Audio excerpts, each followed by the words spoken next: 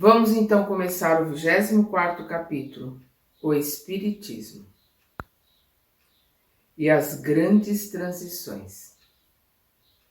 Nós vamos ver aqui a extinção do cativeiro. O século XIX caracteriza-se por suas numerosas conquistas, a par dos grandes fenômenos de evolução científica e industrial que o abalaram.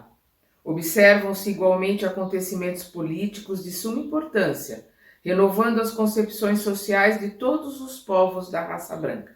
Nós vamos ver volta, né, com a eletricidade em 1800, nós vamos ver o Ampère com o magnetismo, o Braille em 1824, né, com a leitura Braille, nós vamos ver o telégrafo, o código Morse, a fotografia, a anestesia, né, que isso é primordial, tudo isso no século XIX, né, nos anos de 1800.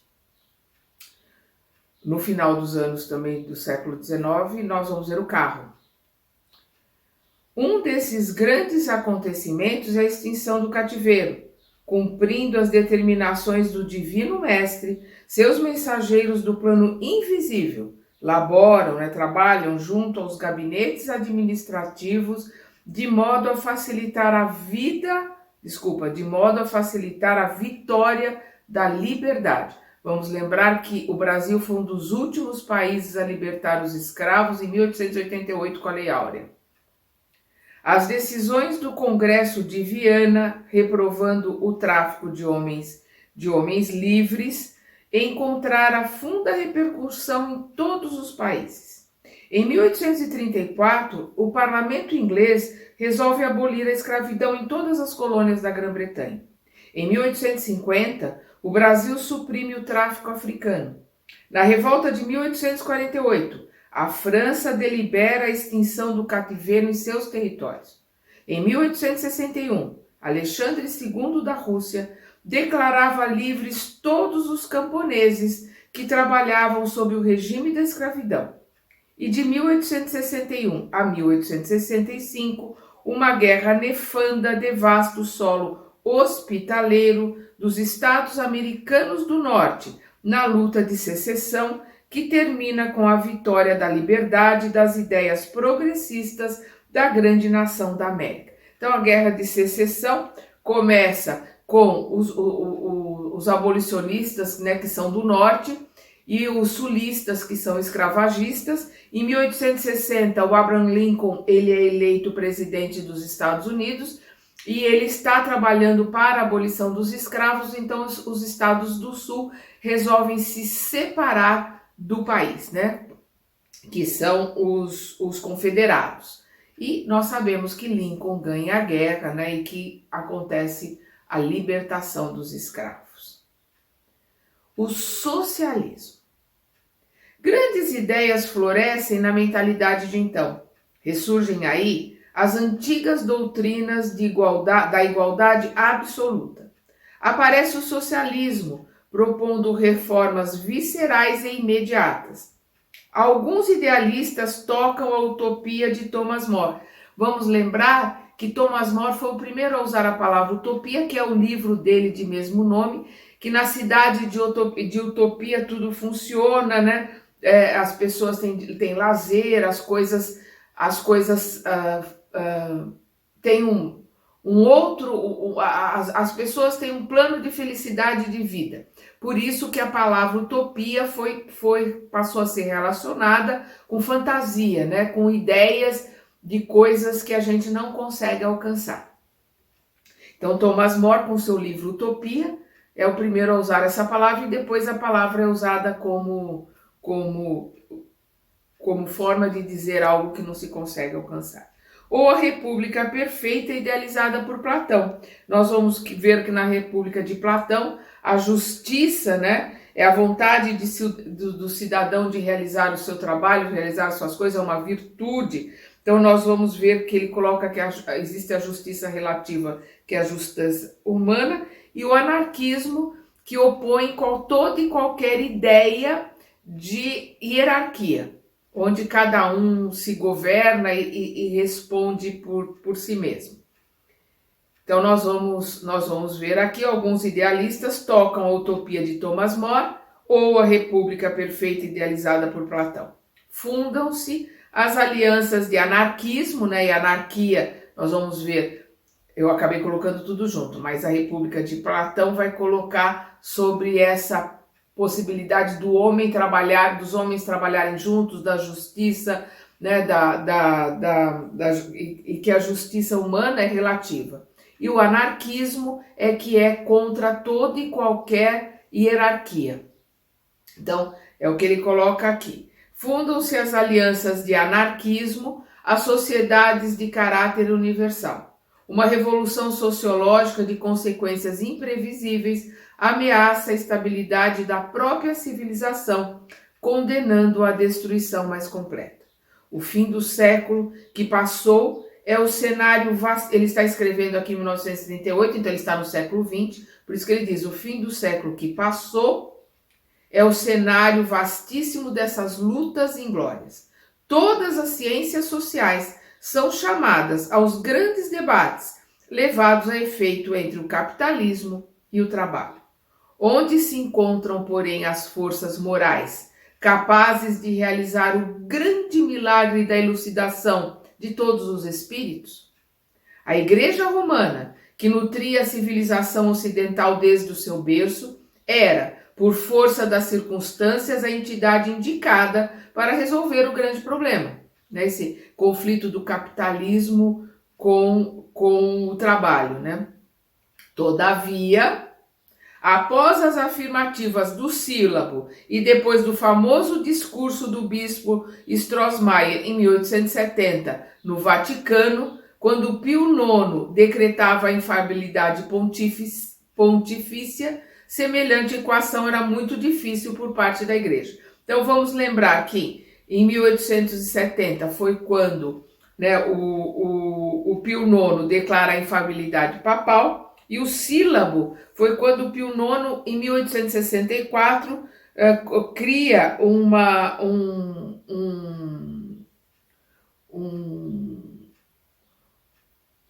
enunciado, né, colocando as coisas que podiam ser feitas e que não podiam ser feitas, o que era aprovado, o que era condenado pelo Papa, né? E esse é o sílabo.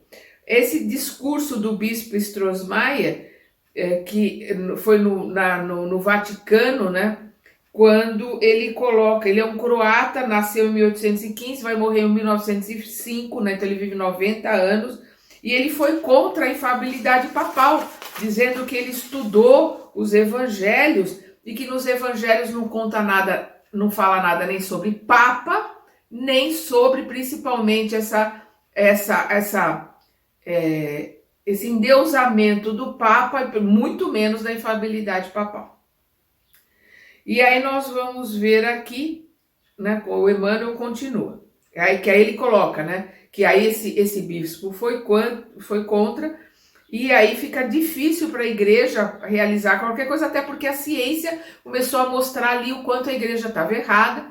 A gente não está aqui falando mal da Igreja Católica, nem o Emmanuel. Nós estamos aqui colocando a história, né? Os homens que dirigiram a Igreja Católica, não aqueles padres que vieram realmente para serem padres, para ajudarem as pessoas, não. Mas os poderosos, né? Hierarquicamente, o Papa, Bispo, aqueles que estavam no comando da Igreja Católica, infelizmente eles estavam mais ao interesse dos reis, mais ao interesse de adquirir riqueza, de adquirir terras e de ter um exército, né, para conquistar as coisas que eles queriam. Então, foram as escolhas dos homens que dirigiram as igrejas que afastaram a igreja de Deus. Então, aqui o Emmanuel continua. Entretanto, Leão XIII, nós vamos ver que Leão XIII, ele é um nobre romano, né? Ele nasce em 1810 e vai desencarnar em 1903, ficou 25 anos como Papa, e ele criou aqui o Rerum Novarum, que o Emmanuel está colocando aqui. Isso quer dizer coisas novas. Isso foi em 1891, né, quando ele coloca os direitos e os deveres do capital e do trabalho, né, ele é o primeiro a trazer o pensamento social e aprova o direito dos trabalhadores. Ele não é contra a monarquia, não é contra o poder, né, dos reis, mas ele é o primeiro a trazer com essa rerum novarum, que quer dizer coisas novas, a trazer, digamos assim, uma palavra a favor dos trabalhadores em relação ao capitalismo que estava começando. É o que Emmanuel coloca. Entretanto, Leão XIII vem ao campo da luta com a encíclica Rerum Novarum, né? Coisas novas, tentando conciliar o braço, que é o trabalhador, né? E o capital, apontando a cada qual os seus mais sagrados deveres. Se o efeito desse documento teve considerável importância para as classes mais cultas do velho e do novo mundo, tanto não se deu com as classes mais desfavorecidas, fartas de palavras. Então foram só os cultos, aqueles que tinham conhecimento, né, das letras e de filosofia e de todo tipo de cultura, que assimilaram, que discutiram, que perceberam que o Papa estava querendo ajudar os trabalhadores, mas os próprios trabalhadores, fartos de palavras, fartos da igreja, fartos de serem explorados, não deram a menor importância a essa encíclica, né? Nós vamos ver agora restabelecendo a verdade. O Espiritismo vinha desse modo na hora psicológica das grandes transformações, alentando o espírito humano para que se não perdesse o fruto sagrado de quantos trabalharam e sofreram no esforço penoso da civilização. Então o Espiritismo vem trazer o cristianismo redivivo, né? Vem trazer as palavras do Cristo como elas eram, os ensinamentos do Cristo como eles eram na sua criação, quando o Cristo estava aqui. Com as provas da sobrevivência, vinha reabilitar o cristianismo que a igreja deturpara, né? Provando que a morte não existia, né? Que nós continuamos depois da morte. O Espiritismo vinha reabilitar o cristianismo, perdão, que a igreja deturpara, semeando de novo os eternos ensinamentos do Cristo no coração dos homens. Com as verdades da reencarnação, veio explicar, né, o Espiritismo veio explicar o absurdo das teorias igualitárias absolutas, cooperando na restauração do verdadeiro caminho do progresso humano. Nós vamos ver no capítulo, deixa eu só ver aqui do ESD, eu até anotei aqui qual era o capítulo do ESD que falava, acho que se eu não me engano, é o item 8 do capítulo 16 do ESD, que fala da questão do socialismo, né? Que nós não podemos, nós não temos como ter uma igualdade, todo mundo receber as mesmas coisas, porque ninguém planta da mesma forma. E cada um de nós vai receber conforme o seu plantio. O plantio nós escolhemos plantar ou não, mas a colheita é obrigatória. Então, no livro, no Evangelho segundo o Espiritismo, nós vamos ver lá que eles colocam que se distribuir tudo igualmente para todos, em pouco tempo vai começar a haver as diferenças. Porque vai ter aquele que é mais inteligente, vai ter aquele que é mais evoluído, vai ter aquele que trabalha mais. Então, cada um vai receber, né, e vai ter os resultados conforme o seu esforço, conforme o seu estudo, conforme o seu conhecimento. Então, essas questões de igualdade para todo mundo não dá certo, não tem condições, porque como cada um de nós tem o livre-arbítrio, cada um de nós vai receber conforme o seu merecimento. E como diz Jesus, cada um de nós será julgado pelo seu fruto, por aquilo que realizarmos, né? Então é o que ele diz aqui. Com as verdades da reencarnação, veio explicar o absurdo das teorias igualitárias absolutas, cooperando na restauração do verdadeiro caminho do progresso humano, enquadrando o socialismo nos postulados cristãos. Não se ilude com as reformas exteriores para concluir que a única renovação apreciável é do homem íntimo, célula viva do organismo social de todos os tempos, pugnando, combatendo, lutando pela intensificação dos movimentos educativos da criatura à luz eterna do Evangelho do Cristo. Então, veio mostrar que nós estamos aqui para crescer, para aprender, para nos melhorarmos. A cada reencarnação nós melhoramos, a cada reencarnação nós aprendemos mais, nós nos aprimoramos e a nossa maior função aqui na Terra é a nossa reforma íntima. É a transformação interior que cada um de nós tem que realizar. Como Kardec coloca também no Evangelho segundo o Espiritismo, se conhece o verdadeiro espírita pelo seu esforço em lutar contra as suas más tendências.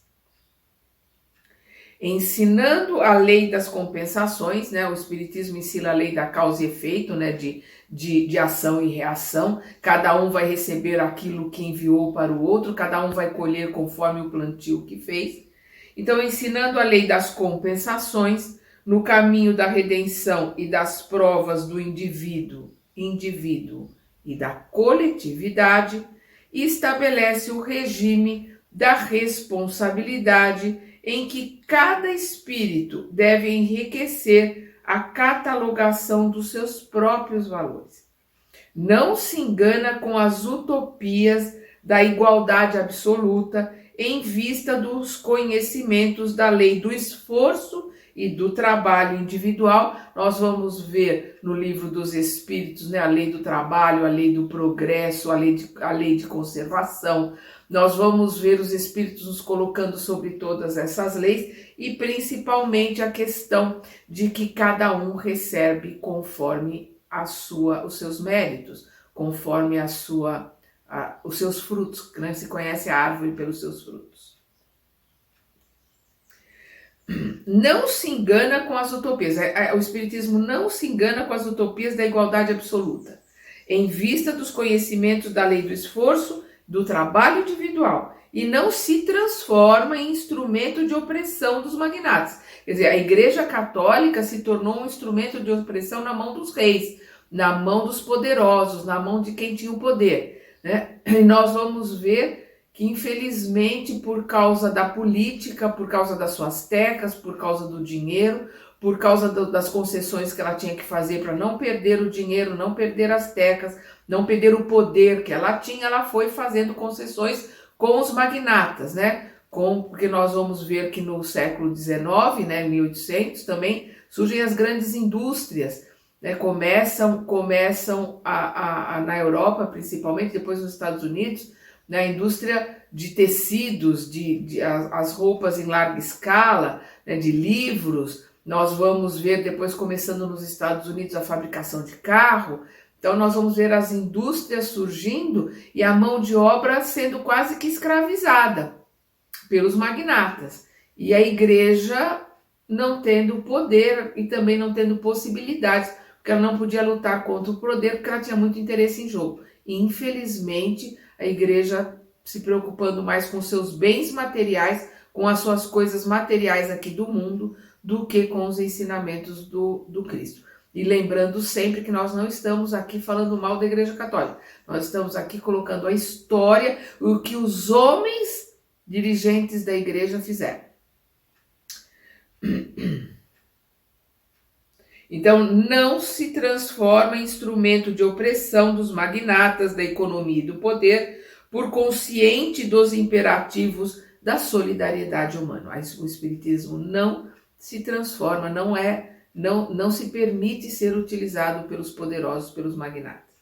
Despreocupado de todas as revoluções, porque somente a evolução é o seu campo de atividade, então o Espiritismo, despreocupado de todas as revoluções, porque somente a evolução de cada um, porque juntos nós montamos o contexto. Quando eu evoluo, quando eu me transformo, quando eu realizo a minha reforma íntima, eu me modifico, me modificando, eu mudo o meu entorno, eu mudo a sociedade à minha volta. Então, por isso que ele diz aqui, então, o Espiritismo despreocupado de todas as revoluções, porque somente a evolução é o seu campo de atividade e de experiência, distante de todas as guerras, pela compreensão dos laços fraternos que reúne a comunidade universal, ensina a fraternidade legítima dos homens e das pátrias. Não existe fronteira. Somos todos uma nação, o planeta Terra, somos terráqueos. Vamos lembrar que aqueles que vieram nos ajudar, vamos lembrar do começo desse livro, que vieram da estrela, né, de Capela, dos planetas que compõem ali a estrela, estão ali em volta da estrela de Capela, eles se juntaram e foram auxiliando os autóctones, aqueles que já estavam aqui no planeta, e foram formando as primeiras civilizações. Somos todos irmãos aqui no planeta. É o que ele estava colocando. Distante de todas as guerras, pela compreensão dos laços fraternos que reúnem a comunidade universal. Ensina, o Espiritismo ensina a fraternidade legítima dos homens e das pátrias, das famílias e dos grupos, alargando as concepções da justiça econômica e corrigindo o espírito exaltado das ideologias extremistas. Lembrando sempre que o Espiritismo é ciência e filosofia. O Emmanuel, o Kardec, o André Luiz, eles não falam de religião. Cada um segue a religião que lhe apraz, na qual se sente bem. Nós, quando falamos, estudamos o Espiritismo, nós estamos falando de ciência e filosofia.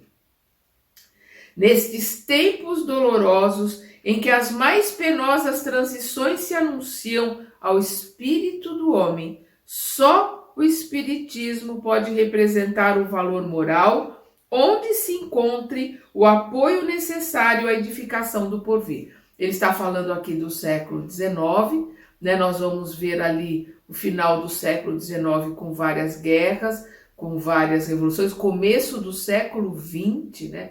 Com guerras, né? Com revoluções. Então é isso que ele está dizendo aqui. As mais penosas transições se anunciam ao espírito do homem. Então, o final ali do século XIX, nós estamos vendo o prenúncio dessas transformações, dessas guerras que se anunciam, dessas revoluções que se anunciam.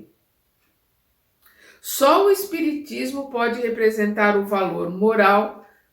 Desculpa, eu não li o começo. Nesses tempos dolorosos, em que as mais penosas transições se anunciam ao espírito do homem, só o Espiritismo pode representar o valor moral, onde se encontre o apoio necessário à edificação do porvir, né, do futuro. Enquanto os utopistas da reforma exterior se entregam à tutela de ditadores impiedosos, como os da Rússia e da Alemanha, em suas sinistras aventuras revolucionárias, prossegue ele, o Espiritismo, a sua obra educativa junto das classes intelectuais e das massas anônimas e sofredoras, preparando o mundo de amanhã com as luzes imorredoras da lição do Cristo. Então nós vamos ver aqui que no começo, que ele está falando aqui, no começo do século XX, nós vamos ter a guerra da russo-japonesa, né? Que os japoneses ganham, ela vai de 1904 a 1905, e que essa humilhação que é causada à Rússia, ela vai fazer com que deflagre lá na Rússia a Revolução de 1917, né? A Revolução Russa, né? A Revolução dos bolcheviques, que tiraram, né, mataram a família imperial russa, e o Lenin e Stalin subiram ao poder, né, e a Rússia passou a ser comunista, como é até hoje, e nós vamos ver a guerra de 1916 a 1918, que é a Primeira Guerra Mundial. Ela começa basicamente por causa dessa guerra da Rússia com o Japão, pelo domínio da China. Então nós vamos ver que no meio dessa guerra, 1916, 1918, 1917, e tem a Revolução Russa. Então os russos tomam o poder. Quando termina a Primeira Guerra Mundial, nós vamos ver o Tratado de Versalhes na França pela paz. Ele humilha muitos perdedores, principalmente a Alemanha, que fica muito humilhada. A revolta que causa no povo alemão dá ascensão ao nazismo, dá ascensão ao Hitler. E aí nós vamos ver que por causa do Tratado de Versalhes, por causa desse maltratado, dessa colocação infeliz que foi feita nesse tratado, principalmente para os alemães, ali se fomenta já a Segunda Guerra Mundial. Então vamos continuar aqui com a defecção da igreja, da igreja católica, né? Defecção é deserção, né? O desaparecimento, a deserção da Igreja Católica. Desde 1860, ano que assinalou para o homem a decadência da Igreja, o que aconteceu em 1870? Né? 1870, desde 1870, ano que assinalou para o homem a decadência da Igreja, em virtude da sua defecção espiritual no cumprimento dos grandes deveres que lhe foram confiados pelo Senhor. Em 1870 nós temos a infabilidade papal. Nos tempos apostólicos, um período de transições profundas marca todas as atividades humanas. Vou repetir aqui porque eu errei aqui Desde 1870, né, a infabilidade papal, ano que assinalou para o homem a decadência da Igreja, em virtude da sua defecção espiritual no cumprimento dos grandes deveres que lhe foram confiados pelo Senhor nos tempos apostólicos. Um período de transições profundas marca todas as atividades humanas. Em vão, o mundo esperou as realizações cristãs iniciadas no Império de Constantino. Então nós vamos ver que Constantino, lá em 324, vai transformar o cristianismo como a religião oficial do Império Romano. E ele assimila as ideias de fraternidade, algumas ideias, mas não se dá continuidade a isso, infelizmente. É o que ele diz aqui.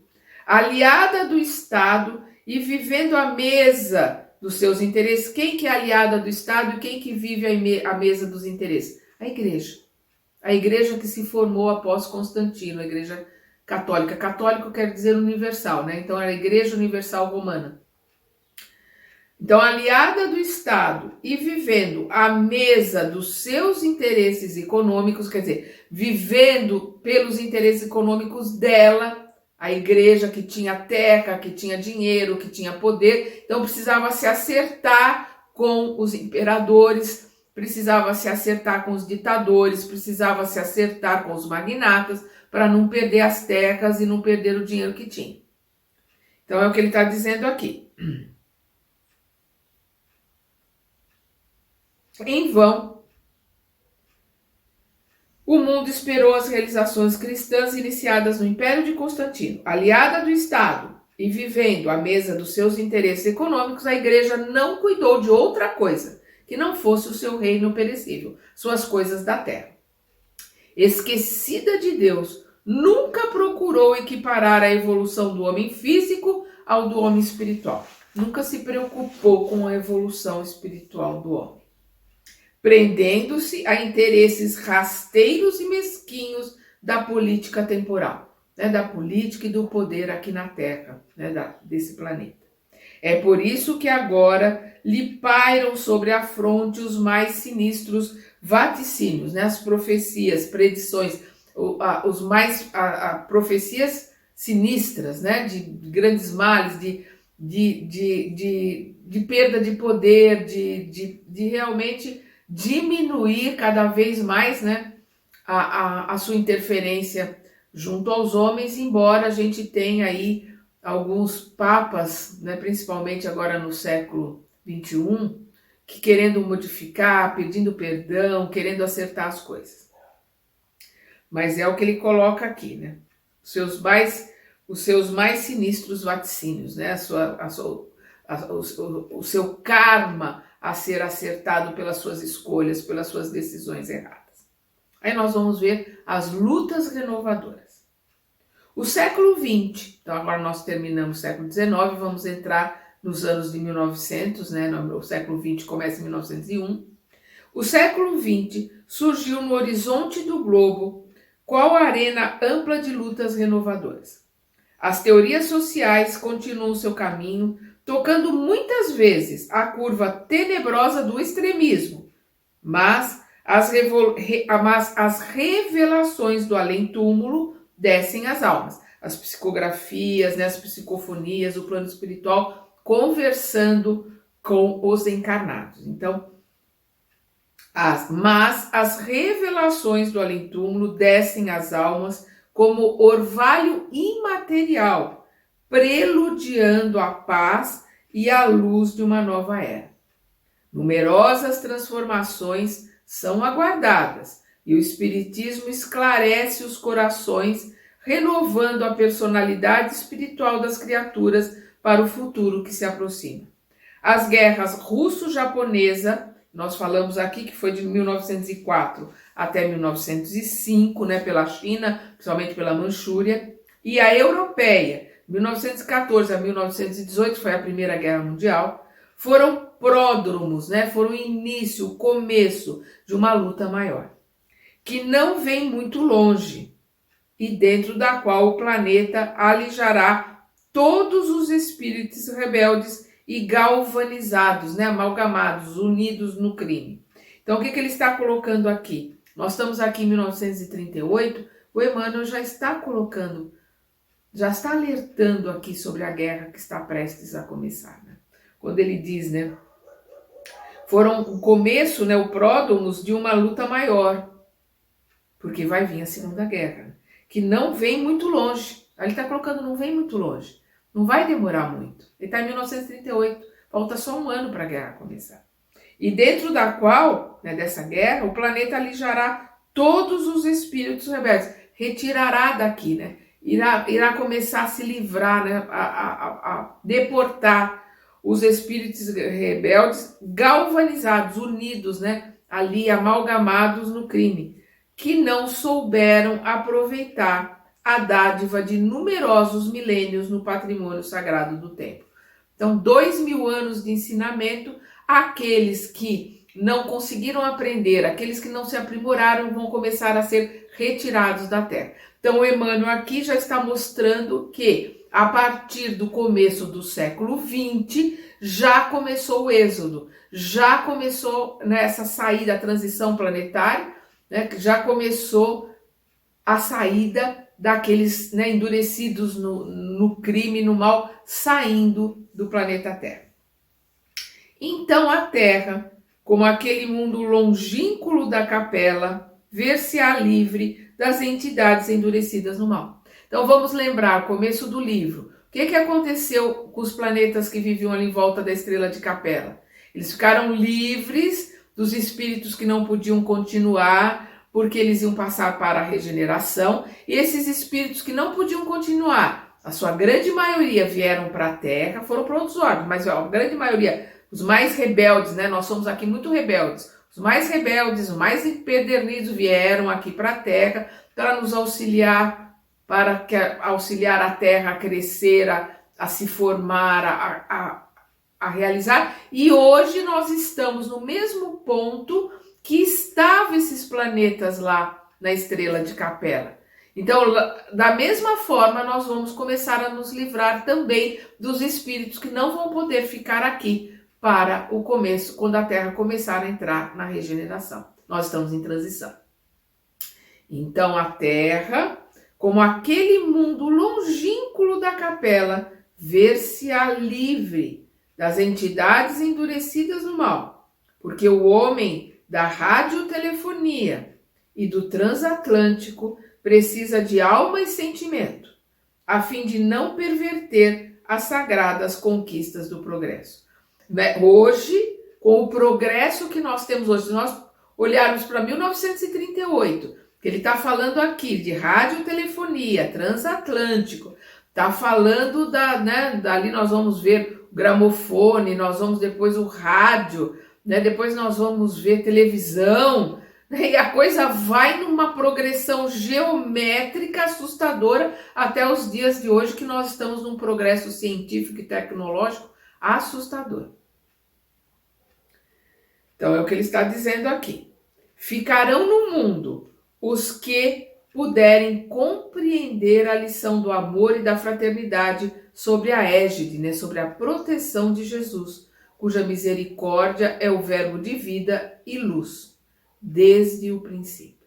Então só vai ficar aqui na terra para o começo da transição aqueles que apreenderem, compreenderem, apreenderem em si, guardarem em si as lições do Cristo e colocá-las em prática.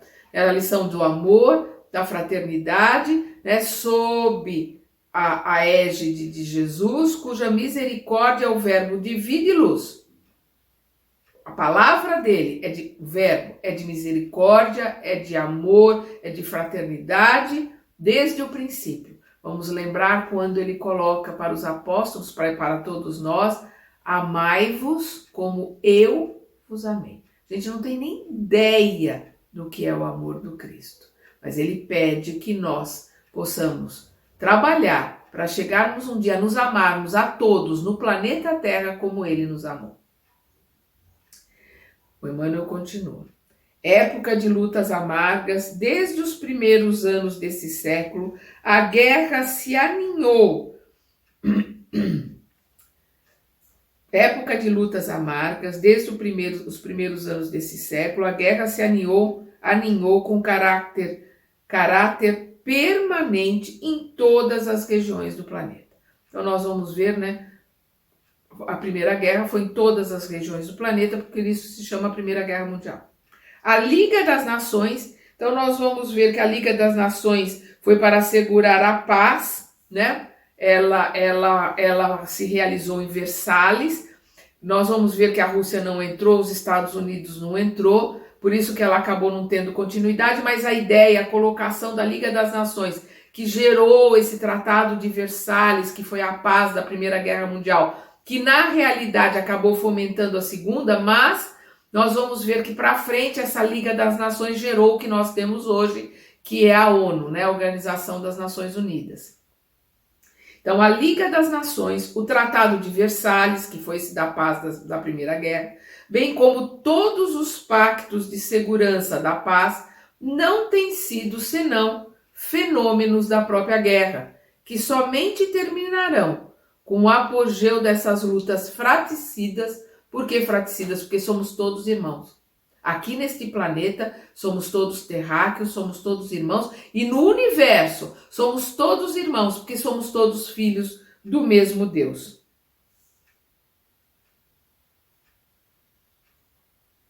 Então, quando ele coloca aqui essas lutas fraticidas no processo de seleção final das expressões espirituais da vida terrestre. Então, ele coloca a Liga das Nações, o Tratado de Versalhes, bem como todos os pactos de segurança da paz, não têm sido senão fenômenos da própria guerra, que somente terminarão, né? As guerras somente terminarão com o apogeu dessas lutas fraticidas, com a saturação, com o apogeu dessas lutas, né? Nós vamos ver que vai ter aqui a Segunda Guerra Mundial, e aí a gente achou que seria o apogeu das lutas fraticidas, mas essas lutas continuaram em formas menores, mas continuaram. Mas, graças a Deus, nós não tivemos a Terceira Guerra Mundial e não vamos ter. Nós estamos caminhando para a transição para que possamos entrar em regeneração, né? Que somente terminarão com o apogeu dessas lutas fraticidas no processo de seleção final das expressões espirituais da vida terrestre. A América e o futuro. Embora compelida a participar das lutas próximas pelo determinismo das circunstâncias de sua vida política, a América está destinada a receber o cetro da civilização e da cultura na orientação dos povos por vindouros. em torno dos seus celeiros econômicos, e aqui ele está falando da América do Norte, em torno dos seus celeiros econômicos, reunir-se-ão as experiências europeias, aproveitando o esforço penoso dos que tombaram na obra da civilização do Ocidente para a edificação do homem espiritual. Então, o que ele está colocando aqui? Quem é que foi para a América do Norte? Para a América do Sul também foram os europeus, mas para a América do Norte foram os protestantes, foram os católicos, foram aqueles que estavam fugindo de perseguições religiosas, né? Principalmente os protestantes. Os católicos também eram perseguidos na Inglaterra, né? Os quakers. Então, foram para os Estados Unidos da América do Norte pessoas com muita cultura, pessoas querendo inovar, pessoas querendo fazer a diferença. Então, por isso que nós vimos que o Emmanuel lá atrás, nós lemos, ele coloca que a América do Norte é o cérebro. E para a América do Sul, vieram aqueles em busca de riqueza, de aqui buscar riqueza, que também são da Europa, de Portugal e Espanha, mas vieram para cá aqueles que queriam enriquecer e voltar para a Europa. Não vieram com a ideia de criar uma nação, como aconteceu nos Estados Unidos, uma nova Inglaterra, nova Escócia, né? Que eles queriam criar um país novo, para eles não tinham a ideia de voltar para a Europa. Os que vieram para cá, para a América do Sul, tinham a ideia de enriquecer e voltar para a Europa. E isso fez grande diferença. Lá nos Estados Unidos não houve essa miscigenação que houve aqui no Sul, porque aqui no Sul vieram basicamente homens para enriquecer e voltar ricos. Então acabaram se misturando com os índios, se misturando com os negros, as mulheres negras que eram escravas, e deu essa miscigenação, né, que nós temos aqui nas Américas, né, principalmente na América do Sul. Então, em torno dos seus celeiros econômicos, reunir-se-ão as experiências europeias, aproveitando o esforço penoso dos que tombaram na civilização do Ocidente para a edificação do homem espiritual, que há de sobrepor-se ao homem físico do planeta no pleno conhecimento dos grandes problemas do ser e do destino. Para esse desiderato, né, nós vamos ver aqui que é aspiração, aquilo a que se desiderato é uma aspiração, aquilo que se deseja.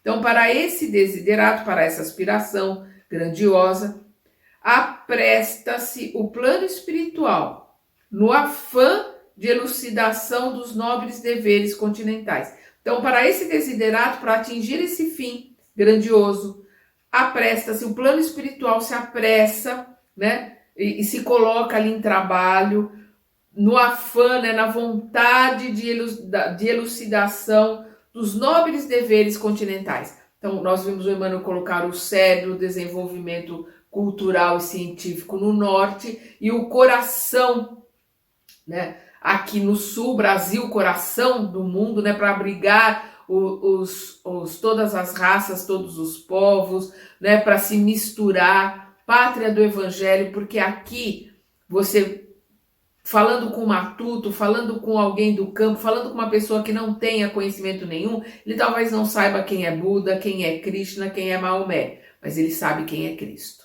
ele sabe quem é Jesus. Os jesuítas e a Igreja Católica, isso a gente deve à Igreja Católica, porque embora os jesuítas na Europa foram formados para a Inquisição, os jesuítas que vieram principalmente para a América do Sul e para o Brasil, são aqueles que queriam mesmo transformar os índios, ensinar o Evangelho de Jesus para eles, e vieram como missionários, né? Não vamos lembrar que veio Manuel da Nóbrega aqui para o Brasil, e que Manuel da Nóbrega é uma das encarnações do Emmanuel, que é quem, né, nosso querido Emmanuel veio para o Brasil e aqui encarnou como Manuel da Nóbrega, um jesuíta gago. Ele veio para cá justamente porque ele tinha essa gagueira, então ele tinha dificuldade para trabalhar na Europa. Ele veio e é um missionário, né? Como a gente sabe, o nosso Emmanuel veio para ajudar, para trabalhar aqui junto ao Brasil. Então nós vamos ver aqui, né, que o plano espiritual está trabalhando para que aconteça essas mudanças nas Américas, América do Norte, América Central e América do Sul. O esforço sincero de cooperação no trabalho e de construção da paz não é aí uma utopia, não é uma fantasia, não é algo que não vai se alcançar, ao contrário.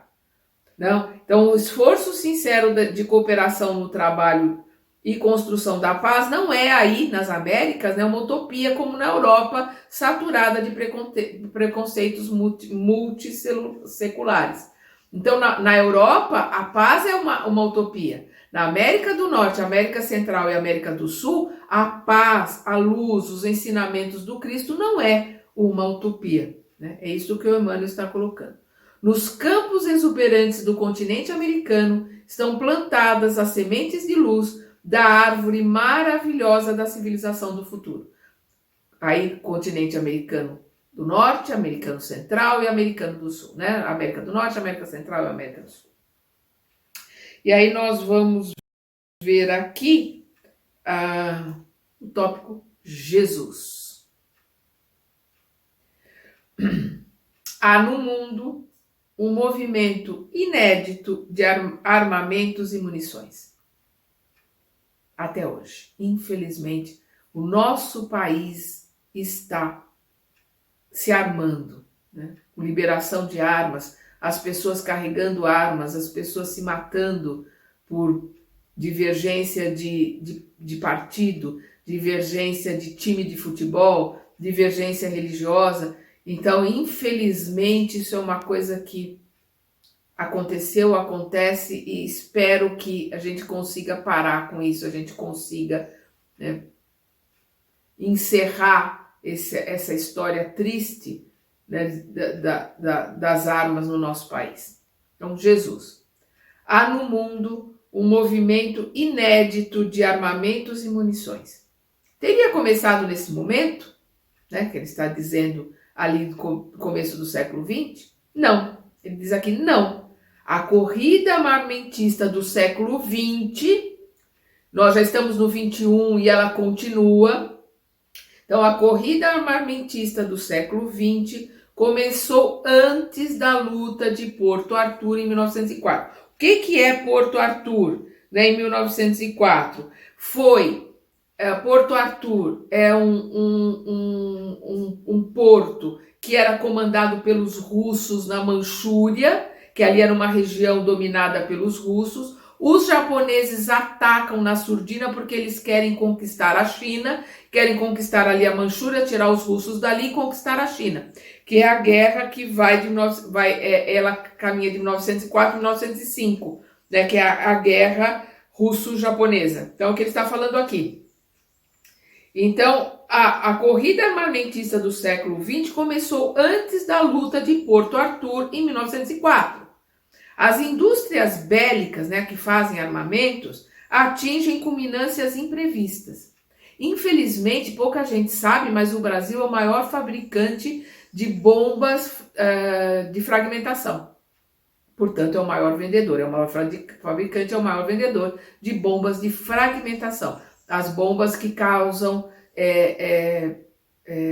mutilações nas pessoas, em mulheres, em crianças, que depois que os invasores saem, elas ficam e as pessoas vão se mutilando com essas bombas. Infelizmente, o nosso país é o maior fabricante delas. Então, as indústrias bélicas atingem culminâncias imprevistas. Os campos estão despovoados. Os homens se recolheram às zonas de concentração militar, esperando o inimigo, sem saber que o adversário está em seu próprio espírito. Nós somos os maiores adversários de nós mesmos. Nós somos o nosso maior inimigo. Nós nos sabotamos. Se alguém pode fazer mal a nós, somos nós mesmos. Por quê? Porque Deus está dentro de nós. E nós temos que buscar Deus dentro de nós. O templo de Deus, o reino de Deus está dentro de nós. Quando nós oramos, venha a nós e ao vosso reino. Na oração que nós fazemos, que Jesus ensinou, venha a nós e ao vosso reino. Ou seja, venha a nós e ao vosso reino que está dentro de nós. Nós estamos pedindo a Deus que venha ao templo dele, ao reino dele que está dentro de nós e nos ajude para que a gente possa crescer, melhorar através deste templo, através desse reino de Deus que está dentro de nós, porque Deus está em cada célula nossa, do nosso perispírito, do nosso corpo físico. Ele está em nós. Por isso que ele é onisciente, onipresente. Nós estamos mergulhados no fluido cósmico universal, que é a energia de Deus, como os peixes estão no mar. Nós vamos ver isso, André Luiz, no Evolução em Dois Mundos. Então, é o que ele está dizendo aqui, né? Os homens se recolheram às zonas de concentração militar, esperando o inimigo, sem saber que o adversário está em seu próprio espírito. O maior adversário somos nós, e nós temos que nos modificar, nós temos que realizar a nossa reforma íntima, nós temos que nos transformar. E todos os ensinamentos de Jesus são para dentro. Tudo que Jesus colocou para nós é para dentro, não tem nada para fora. Infelizmente a gente procura tudo fora. Senhor que está no céu, não, ele está aqui dentro. Eu tenho que construir uma igreja, a igreja de Deus é dentro de mim, o templo de Deus é dentro de mim. Porque Deus está em mim, o templo dele está em mim, o reino de Deus está dentro de mim. Tudo que eu tenho que buscar é dentro de mim, nada é fora. E é isso que nós temos que aprender. A Europa e o Oriente constituem um campo vasto de agressão e terrorismo, com exceção das repúblicas democráticas, que se veem obrigadas a grandes programas de rearmamento em face do Moloque do extremismo. Vamos lembrar que o Moloque é um deus, né, que era considerado um deus, que é considerado, colocado como um demônio, né, que era um deus que tinha né, a estátua lá, tinha a representação de Moloque. Nós vamos ver em Levítico, quando Moisés condena todo e qualquer tipo de adoração ou sacrifício a Moloque, onde as crianças eram sacrificadas. Então, na barriga, era um buraco que se fazia na barriga desse Deus, colocava fogo, e as crianças eram dadas em sacrifício vivas, jogadas nesse fogo. E nós vamos ver em Levítico, Moisés já proibindo toda e qualquer adoração ao Deus Moloque e sacrifício a ele. Então, o que ele está dizendo aqui, a guerra é adoração ao Deus Moloque, ao sacrifício do inocente. Então, a Europa e o Oriente constituem um campo vasto de agressão e terrorismo, com exceção das repúblicas democráticas, que se veem obrigadas a grandes programas de rearmamento em face do Moloque do extremismo. Então, todos aqueles que querem procurar manter uma paz no seu território, precisou se armar para não ser invadido, né? Para não ser. Nós estamos aqui no século XXI com a Rússia invadindo a Ucrânia. Infelizmente, não mudou nada. Mas a gente precisa conhecer o passado para não deixar que se repita. O que houve no passado se repita no presente. Onde os valores morais da humanidade? Onde estão os aprendizados? Onde estão os valores da humanidade? Onde os ensinamentos do Cristo que tem que estar em nós estão sendo colocados em prática? Onde as pessoas estão vivenciando esses ensinamentos do Cristo? As igrejas estão amordaçadas pelas injunções de ordem econômica, injunção e imposição. Então, as igrejas estão amordaçadas pelas imposições de ordem econômica e política. Elas têm terras, têm dinheiro, têm poder, que não querem perder nada disso. Então, elas estão amordaçadas. Não podem falar, não podem ir contra, não podem colocar os ensinamentos do Cristo contra as guerras, contra o que está acontecendo do século XX para cá, em termos de mortes, de guerra e de desrespeito às leis humanitárias. Somente o Espiritismo, e aqui volto a lembrar que é a ciência e a filosofia, nós não estamos falando de religião, nós estamos falando de ciência e filosofia. Somente o Espiritismo, prescindindo de todas as garantias terrenas, executa o esforço tremendo de manter acesa a luz da crença nesse barco frágil do homem ignorante do seu glorioso destino, barco que ameaça voltar às correntes da força e da violência, longe das plagas, dos territórios iluminados da razão, da cultura e do destino. O que ele está falando aqui? Jesus está no leme do barco. Jesus é o governador do nosso planeta. Então nós vamos ver que Jesus o tempo todo esteve programando a Terra. Nós vamos ver no livro O Brasil, Coração do Mundo, as programações de Jesus com Ismael, para que o Brasil possa acolher as pessoas, para que o Brasil possa ser um país onde não exista separação por cor, por raça ou por religião, e que a gente possa acolher, em que todos conheçam o Evangelho. Então, o que ele está colocando aqui? Somente o Espiritismo, prescindindo de todas as garantias terrenas, se utilizando de tudo que tem na Terra, de todos os ensinamentos, de tudo aquilo que foi colocado, executa o esforço tremendo de manter acesa a luz da crença nesse barco frágil do homem. Nós estamos no barco, mas Jesus está no leme. E nós aqui no barco somos ignorantes do nosso glorioso destino. Nós estamos no barco e o nosso governador, o nosso mestre, o nosso irmão mais velho está conduzindo. E nós ignoramos. Nós estamos com medo do amanhã, nós estamos com medo de eleições, nós estamos com medo disso, com medo daquilo, com medo de guerra. Não. Nós temos que trabalhar dentro dos ensinamentos do Cristo, colocar em prática os seus ensinamentos, colocar em prática o que ele espera de nós, realizando aquilo que ele ensinou. Porque, como ele diz aqui, a doutrina, a filosofia, a ciência, a doutrina espírita executa o esforço tremendo de manter acesa a luz da crença, o evangelho redivivo, os verdadeiros ensinamentos do Cristo, nesse barco frágil do homem ignorante do seu glorioso destino. Barco que ameaça voltar às correntes da força e da violência, e está ameaçado no mundo todo.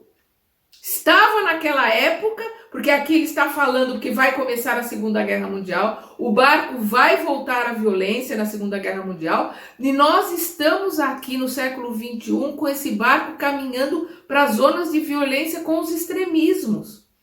Extrema direita, extrema esquerda não serve para ninguém, nós temos que buscar o caminho do meio.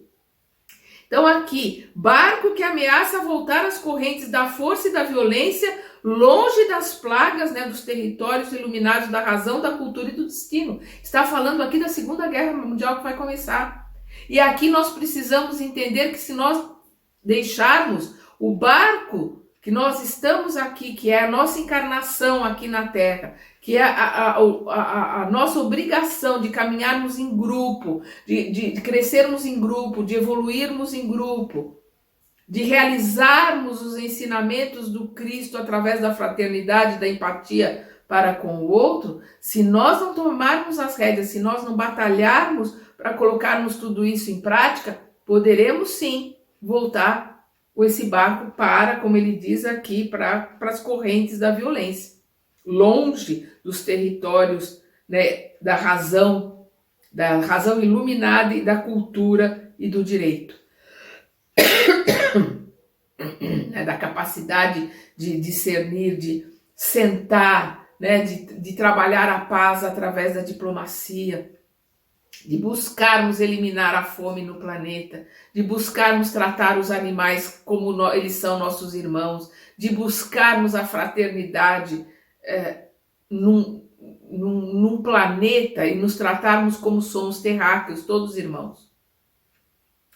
Convenhamos em que o esforço do Espiritismo é quase superior às suas próprias forças. Por quê? Porque nós não ajudamos. Nós, seres humanos, não ajudamos a que o evangelho seja vivenciado no dia a dia, porque nós não vivenciamos o evangelho. Nós falamos dele, nós lemos, nós temos na ponta da língua, mas não colocamos em prática. Vamos voltar aqui. Convenhamos em que o esforço do Espiritismo é quase superior às suas próprias forças, mas o mundo não está à disposição dos ditadores terrestres. O mundo não está à deriva, nós vimos no livro todo, nós vamos agora caminhando para o final do livro. Nós vimos no livro todo que o mundo não está na mão dos ditadores, dos reis, Não. O governador do planeta é o nosso Mestre Jesus. E ele está o tempo todo trabalhando com seus prepostos para que as coisas caminhem. Nós não estamos sós, nós não estamos à deriva, o nosso barco não está à deriva. Nós temos um timoneiro, nós temos o nosso irmão mais velho no timão. Então, Jesus é o seu único diretor no plano das realizações imortais. Por quê? As realizações aqui do planeta, as ilusões do planeta, não interessa. Como nós falamos no nosso estudo passado, para o general não interessa o uniforme. Ele quer salvar o soldado.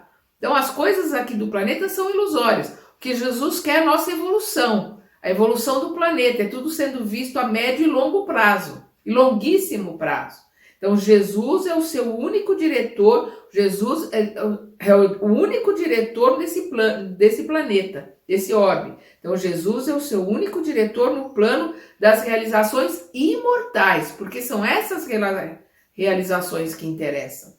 E agora que o mundo se entrega a todas as expectativas angustiosas, os espaços mais próximos da Terra se movimentam a favor do restabelecimento da verdade e da paz a caminho de uma nova era.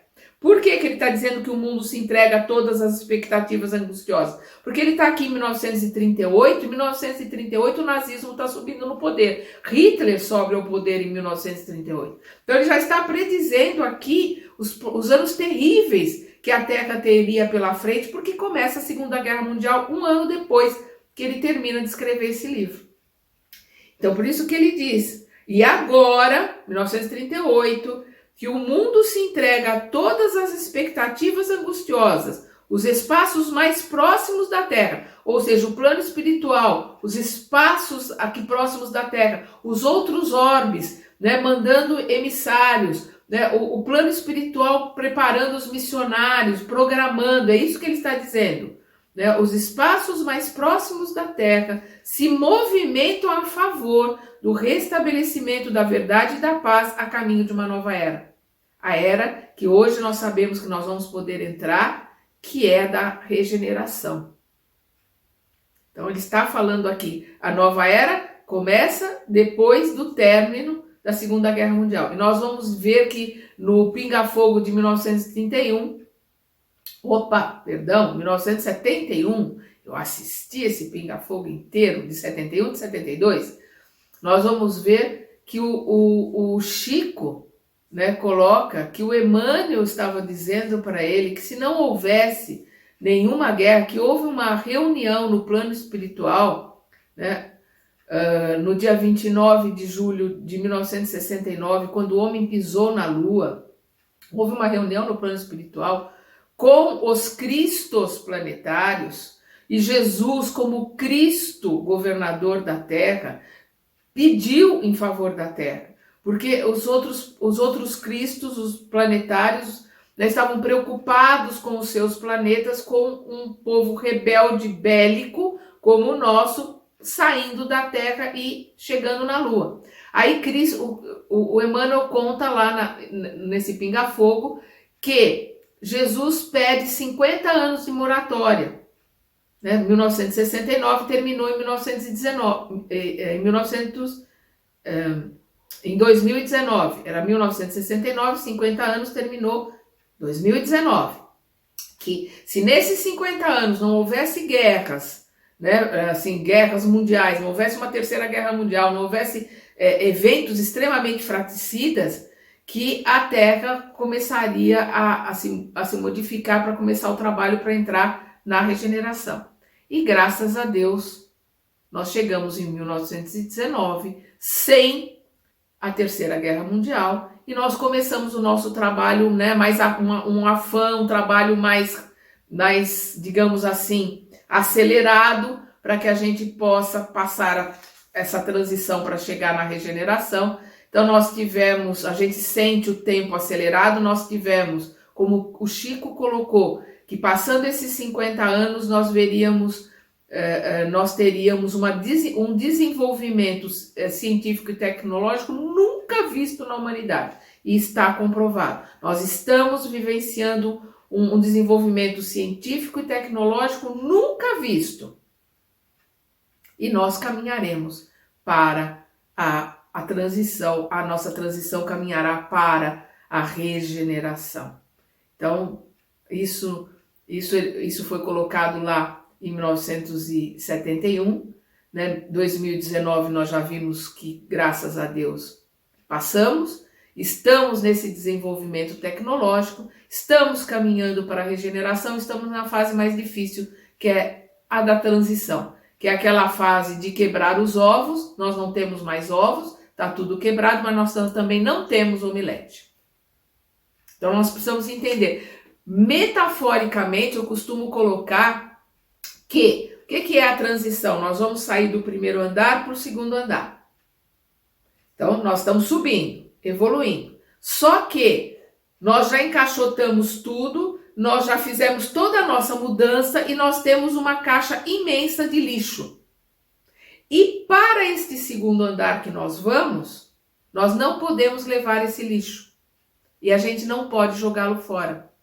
Nós temos que transmutar esse lixo. Esse lixo que existe em nós, essa caixa de lixo que nós separamos aqui na nossa mudança, nós temos que ressignificar, transmutar, transformar em adubo, para que a gente tenha condições de ir para o segundo andar, que é começar a regeneração.